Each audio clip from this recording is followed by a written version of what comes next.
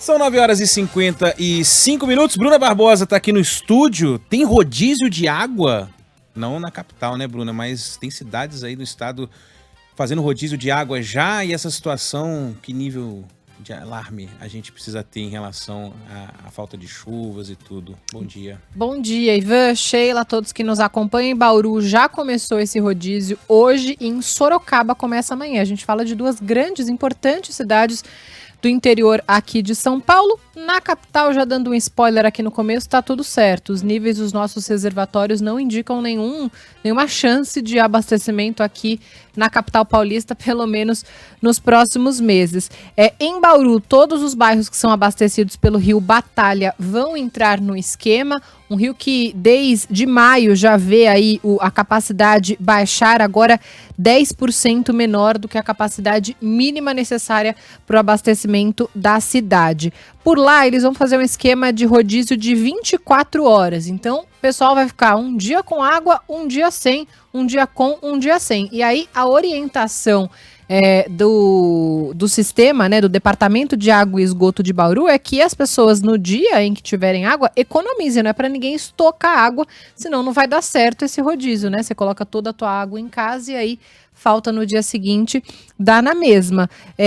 Isso tudo causado, Ivan, por falta de chuva.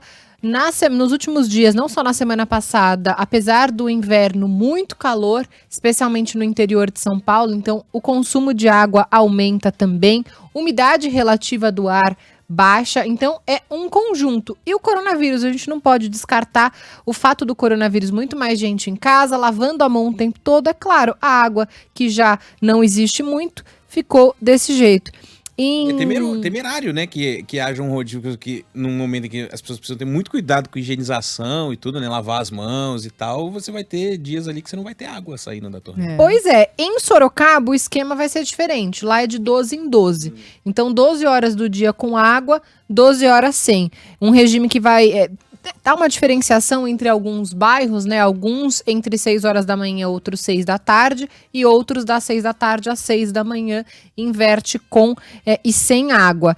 É complicado, nenhuma dessas cidades tem previsão para o término desse abastecimento, mas em Sorocaba, uma reavaliação vai ser feita daqui a uma semana. Então, em 7 dias, a gente vai descobrir se precisa ou não manter esse rodízio. Notícia boa, acho, para finalizar. Conversei com a Paula Soares hoje cedo, da Climatempo. Terça-feira da semana que vem começa a primavera, tem previsão de uma chegada de uma frente fria com chuva. Mas quando a gente fala em reservatório tipo de Sorocaba com 18% da capacidade, haja chuva.